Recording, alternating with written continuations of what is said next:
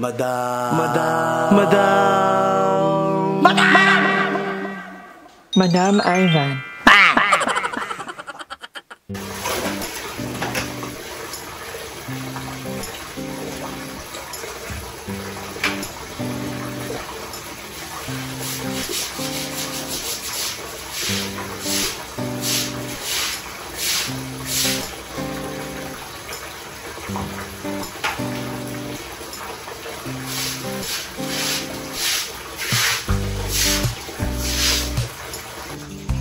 So dahil hindi tayo makatulog, maglilinis na lang tayo.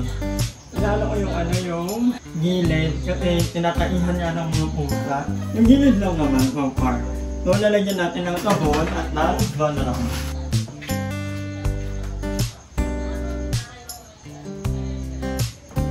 So ngayon ay alauna na ng madaling araw. Hindi ako makatulog. Lalagyan din natin ng Vonron para mangamoy matapa.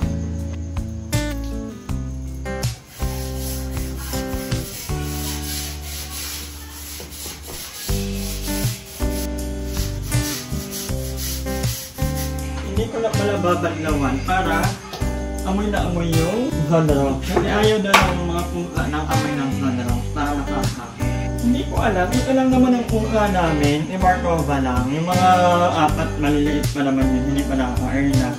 Ang daming Erna, ang lalaki. And may natira din akong coffee niya. Medyo matapang siya. Maganda rin nga ito ilagay kasi ayaw daw ng amoy ng mga pusa. Wala namang mawawala, hindi ko na naman magagamit. Sana naman maging effective, no? Kasi napapagod na ako maglilinis ng mga tae ng pusa ng kapitbahay. Hindi lang kay Markova yan kasi sobrang dami. So ayan, day 5 na ng aming walking journey ni Mother E. Walang palya ang aming walking every afternoon. Ngayon medyo maaga-aga kami at nagmamadali ang bading. Ano pala ngayon 4:13 hindi, under time na. So ayan, papunta tayo ngayon kanila Limuel. Kasi nag-park kami kanila Pearl. So kailangan medyo malayo tayo para 10K talaga. 5 days na namin to, grabe. First time naming mag-walking ni Mother banda dito sa pabahay. Makaraming tao. Ang daming bata. So itong pabahay, actually malapit to kanila Limuel. Konting lakad lang. And parang ilang pabrikan ng mga bagya. Makaraming mga toddler. Mandito ako nakatalang siguro. Laging makainat nga rin. Ito ba?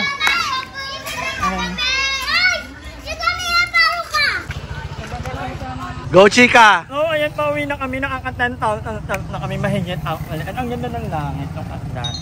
Kahel na langit. Kahel na langit ba yan? Kahel na langit. Yeah. Ano ba ang kahel? Orange. Ayan, orange. So, galing kami ni Mother. Naman kami sa nag-billiard.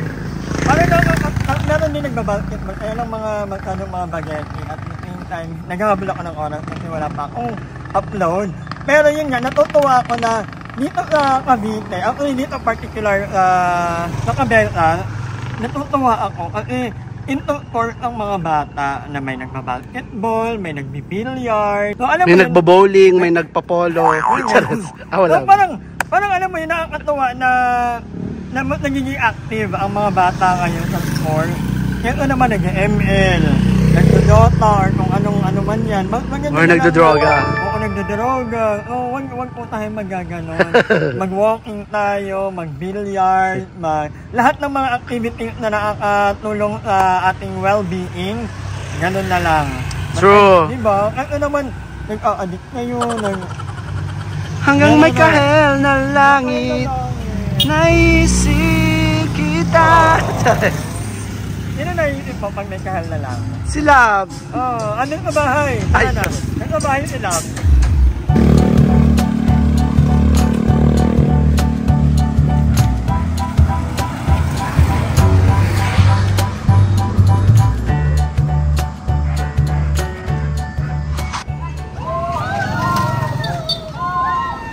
Minsan talaga guys, hindi ko na alam kung sino yung mga nag-hi sa akin.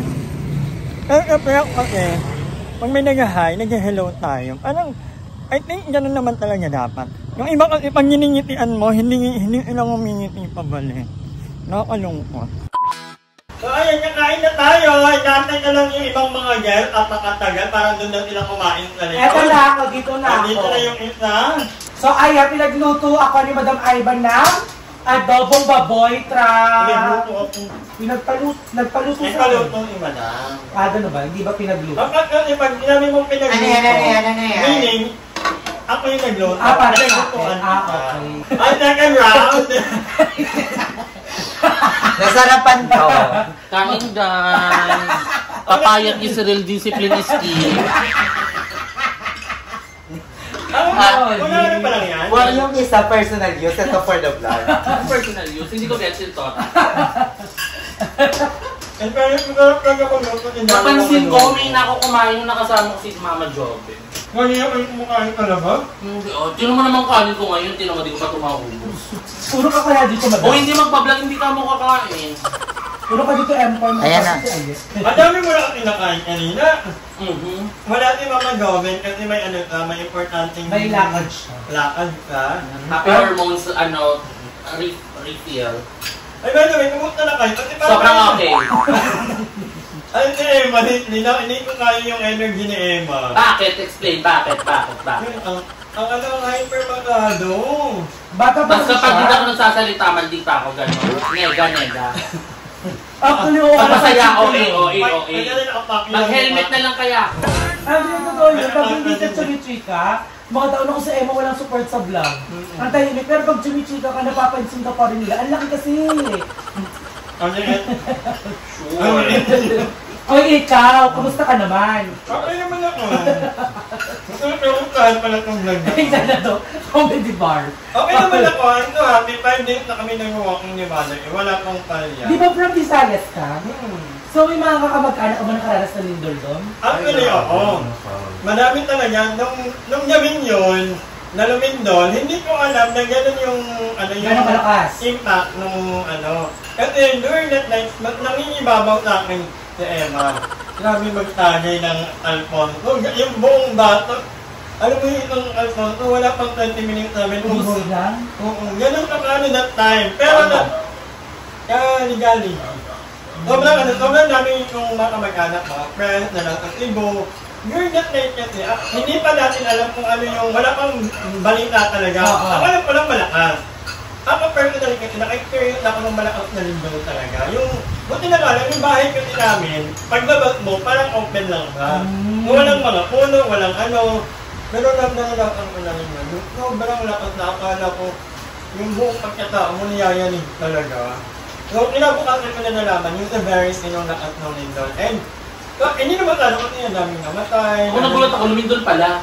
Sabi ko, quiet, nasa Earth naman ako, ba't hindi ko nabalitaan yung gabi mo? Nakita ko siya sa notes lang, sabi pray for Cebu. Sabi ko na hindi nag-search ako sa Facebook, what happened sa Cebu, kung nangyari sa Cebu. Ayun nga, may mga videos ako nakita na sobrang lakas, like random videos lang. Yung isa naman parang nasa computer shop sila, Pisonet. Tapos parang dalawang bata, tapos parang isang tambay lang. Alam mo ba nakabag siya makita, alam mo niyakap niya yung dalawang baget. Sabi nakalagay nga doon, not all heroes wear capes. Nakakato. Tapos yung isa naman yung nag-work na as construction worker. Nasa 28th floor sila. Tapos napapapray talaga sila na, Lord, please. Kasi gumagano'n talaga yung ginagawa nilang building. Sobrang nakakaloka. Ito sa pinakamaganda, hindi pinakamaganda. Ito sa naipakita na lindol na to. Kasi may mga kahit yung bagong City Hall na natira agad. Kasi sa standard, kinurakot ang mga ang kaperahan. Alam mo yung Cordova Bridge? Yung ito sa bagong bridge na Cebu, ang gawa ng Japanese. Kaya kahit gano'ng kalakas ang ilan mo ang tibay.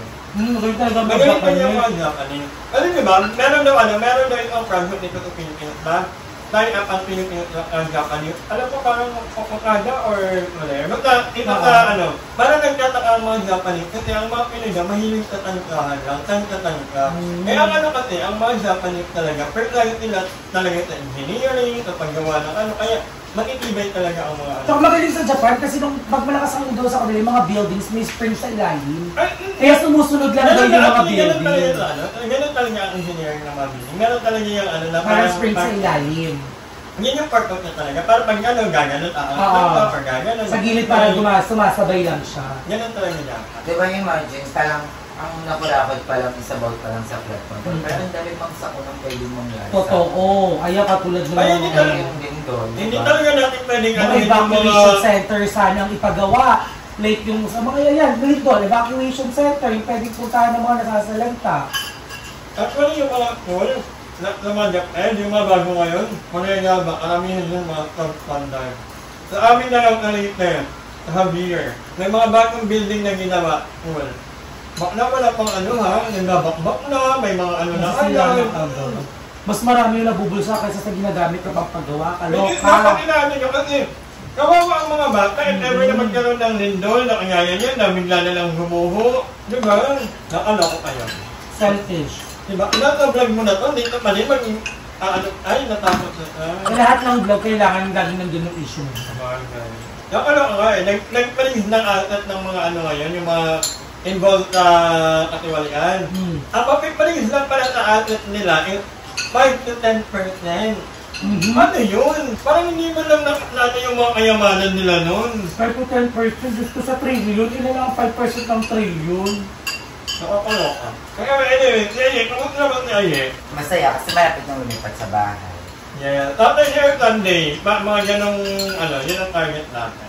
Tapos, sabihin kami ni Darla magpapacheck up. Kasi may plan na, syempre, ang dami ng concern about sa hingal ka. Pero hindi naman talaga na, nabigay dito ko, nakaalis kayo. Pero dahil siguro pagod ka nun. Hindi, tsaka umakyat. Tsaka malakas talaga ako nga. Di ba umiilik na ako pag natutulog? Kahit hindi ka tagatulog, kumihilit ka. Kahit nakaupo ka ng Sleepwalk. Maganda lang magapan mo na wala ka pang maintenance. At yan, mag-walking ka na, maging sa akin na nagkaalam ng walking nung na may gamot na ka. Pero hindi na ako talaga itang dosumpong. Hindi na. Hindi parang nurse. No? Mas maganda nga yung aliwalas ng tulong mo yung Kaya ano ka tiyak? Parang medical. Ano ha? Hindi mas maliwalas sumukha ng magdaman dahil yung nakaraan. Ay, oo, yung swimming. Parang nasa kotse. Nasa kotse, parang kakalabas mo lang. O dapat huwag ka mag-dress na white. Hindi ko ano sa'yo. Piling ko nga dyan. Huwag ka maging sleeveless. Yung manipis yung dito, Juan. Huwag ka maging spaghetti, bakla hindi para sa'yo yung spaghetti. Kaya, happy naman ako kasi parang lately yung pakiramdam ko. Gusto ko matupad yung wish mo Ano mag-breast. pa? Tapating ko sa'yo, madam, tigilin mo yung pag-iwan. Ayan, huwag ka mayaya pag may nalaman ka, ha? Ikaw pa pag may nalaman, bibili agad ng Hoy, may ka ba? Kagabi nga, gina-joke-joke ako na ito eh. Tama na. No, No, madam. Kung ako na siya, bibili talaga ako. Anyway, yun lang naman ang update na aming mga buhay-buhay. Ngayon, Nag-iiba lang kanina namin pag may nalaman. Nag-iiba yung mood tsaka nararamdaman. Diba doon yun, pag may nalalaman, biglang nagpapaano eh. Hoy, Marco ba? Magantay ka. Anak na anak mo talaga siya, no? Nangihingi, nakaabot. But anyway, guys, hanggang dito lang muna ang vlog na to. Maraming salamat. Thank you so much ni Madam sa pagkain. Thank you, Madam. Welcome guys. At bumili talaga ako, pati nakita ko. Ang sabi na, nagpanood ko na si Joven. Nakadobo. Konti na lang, baka mawar na si Joven. Hindi naman pala, pinaluto niya pala talaga yun. But anyway, yun ang hanggang dito lang muna vlog. Maraming salamat. Cellphone ko, yun sa labas. Hi! Maraming salamat sa panonood ng video na ito. At kung natuwa ka, please don't forget to like and share this video. Mag-subscribe na rin kayo para bongga na. Yun lang.